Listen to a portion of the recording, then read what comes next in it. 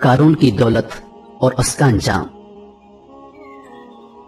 قارون حضرت موسیٰ علیہ السلام کے چچا کا لڑکا تھا۔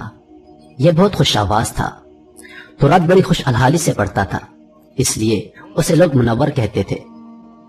یہ چونکہ بہت مالدار تھا اس لیے اللہ کو بھول بیٹھا تھا۔ قومی عام طور پر جس لباس کا دستور تھا اس نے اس سے بالشت بھر نیچا بنوایا تھا، جس سے اس کا غرور و تکبر اور اس کی دولت ظاہر ہو۔ اس کے پاس اس قدر مال تھا کہ اس کے خزانے کی کنجیاں اٹھانے پر کبھی مردوں کی ایک جماعت مقرر تھی۔ اس کے بہت سے خزانے تھے، ہر خزانے کی کنجی الگ تھی جو بالشت بھر کی تھی۔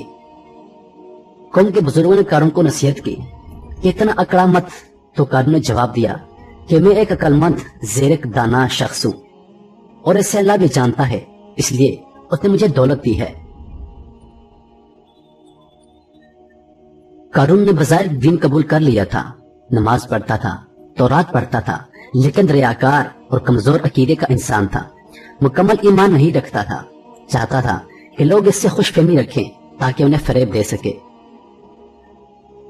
قارون فصلوں کو پیشگی سستا خرید لیتا اور بعد میں انہیں مہنگے داموں فروخت کرتا تھا، معاملات میں کم تولتا، دھوکہ اور بے انصافی کرتا، سود کھاتا اور جتنا ہو سکتا تھا لوگوں پر ظلم کیا کرتا۔ اسی قسم کے کاموں سے اس نے بہت زیادہ دولت اکٹھی کر لی تھی اور اسے ہر چیز سے زیادہ عزیز رکھتا تھا۔ قارون خدا پرست نہ تھا بلکہ دولت پرست انسان تھا۔ اپنی دولت عیش و عشرت میں خرچ کرتا تھا، بہت عمدہ محل بنایا اور ان کے در و دیوار کو سونے اور مختلف قسم کے جواہرات سے مزین کیا، حتیٰ کہ اپنے گھوڑوں اور اونٹوں کو سونے اور جواہرات سے مزین کیا۔ قارون کے پاس سینکڑوں غلام اور کنیزیں تھیں اور ان کے ساتھ برا سلوک کرتا، انہیں مجبور کرتا کہ اس کے سامنے زمین پر گر پڑیں اور اس کے پاؤں کو بوسہ دیں اور اس کو سجدہ کریں۔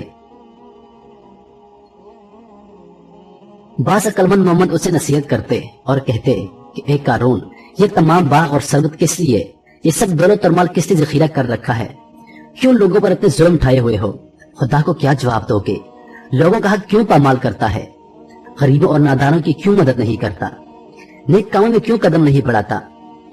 قارون غرور تکبر میں جواب دیتا کہ کسی کو ان باتوں کا حق نہیں پہنچتا، میں اپنی دولت خرچ کرتا ہوں۔ مومن اسے باز کرتے اور کہتے کہ اتنی بڑی دولت حلال سے اکٹھی نہیں ہوتی، اگر تو نے نا انصافی نہ کی ہوتی اور سود نہ کھایا ہوتا تو اتنا بڑا سرمایہ نہ رکھتا، بلکہ تو بھی دوسروں کی طرح ہوتا اور ان سے کوئی خاص فرق نہ رکھتا۔ قارون جواب میں کہتا، نہیں، میں دوسروں کی طرح نہیں، میں چالاک اور محنتی ہوں، میں نے کام کیا ہے اور دولت مند ہوا ہوں۔ دوسرے بھی جائیں کام کریں، زحمت اٹھائیں تاکہ وہ بھی دولت مند ہو جائیں۔ میں کس لیے غریبوں کی مدد کروں؟ لیکن مومن اس کی رہنمائی کے لیے پھر بھی کہتے کہ تم لوگوں کے حق ادا نہیں کرتے جب اتنے دولت مند ہوئے ہو۔ اگر تم مزدوروں کا حق ادا کرتے تو اتنے ثروت مند نہ ہوتے اور وہ اتنے فقیر اور خالی ہاتھ نہ ہوتے۔ اب بھی اگر چاہتے ہو کہ سعادت مند اور عاقبت بخیر ہو جاؤ تو اپنی دولت کو مخلوق خدا کی آسائش اور ترقی میں خرچ کرو۔ دولت کا انبار لگا لینا اچھا نہیں، دولت کو ان راستوں میں کہ جسے خدا پسند کرتا ہے خرچ کرو۔ لیکن قارون مومنین کا مذاق اڑاتا اور ان کی باتوں پر ہنستا اور غرور سے انہیں کہتا کہ بے فائدہ مجھے نصیحت نہ کرو، میں تم سے بہتر ہوں اور اللہ پاک پر زیادہ ایمان رکھتا ہوں، جاؤ اپنا کام کرو اور اپنی فکر کرو۔ قارون ایک دن نہایت قیمتی پوشاک پہن کر برق عمدہ سواری پر سوار ہو کر اپنے غلاموں کو آگے پیچھے بیش بہا پوشاکیں پہنائے ہوئے لے کر بڑے ٹھاٹ سے اترتا ہوا نکلا۔ اس کا یہ ٹھاٹ، یہ زینت اور تجمل دیکھ کر دنیا داروں کے منہ میں پانی بھر آیا اور کہنے لگے، کاش ہمارے پاس بھی اتنا مال ہوتا، یہ تو بڑا خوش نصیب ہے اور بڑی قسمت والا ہے۔ قارون اسی ناز و دار سے نکلا، وہ سفید قیمتی خچر پر بیش بہا پوشاک پہنے تھا۔ تب ادھر حضرت موسیٰ علیہ السلام خطبہ پڑھ رہے تھے، بنی اسرائیل کا مجمع لگا ہوا تھا، سب کی نگاہیں اس کی دھوم دھام پر لگ گئی۔ حضرت موسیٰ علیہ السلام کو اس کا یہ انداز پسند نہ آیا اور حضرت موسیٰ علیہ السلام نے اس سے پوچھا، اس طرح کیسے نکلے ہو؟ اس نے کہا، ایک فضیلت اللہ نے تمہیں دے رکھی ہے، اگر تمہارے پاس نبوت ہے تو میرے پاس عزت اور دولت ہے۔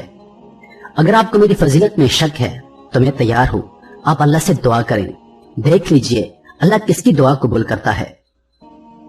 آپ علیہ السلام اس کی بات پر آمادہ ہو گئے اور اسے لے کر چلے۔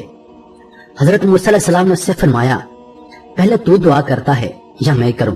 कारून ने कहा, पहले मैं दुआ करूंगा। उसने दुआ मांगी लेकिन कबूल ना हुई। हजरत मूसा अलैहिस्सलाम ने अल्लाह ताला से दुआ की कि या अल्लाह, जमीन को हुक्म कीजिए, जो मैं कहूं मान ले। अल्लाह ताला ने आप अलैहिस्सलाम की दुआ कबूल फरमाई और वही आई कि मैंने जमीन को तेरी अतात का हुक्म दे दिया है। हजरत मूसा अलैहिस्सलाम ने सुनकर जमीन से कहा, ए जमीन, इसे और इसके तमाम साथियों को पकड़ ले। वहीं ये लोग अपने कदमों तक जमीन में धंस गए, फिर मुंडों तक। फिर फरमाया, इसके खजाने और इसके माल भी यही ले आओ। उस वक्त कारून के तमाम खजाने आ गए। आप अलैहिस्सलाम ने अपने हाथ से इशारा किया, कारून अपने खजाने से जमीन में धंसा दिया गया। जमीन जैसी थी वैसी हो गई।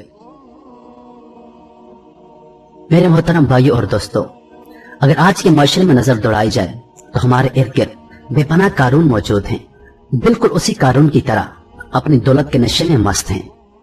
गरूर और तकब्बुर का यह हाल है कि गरीब को हाथ मिलाना तक पसंद नहीं करते।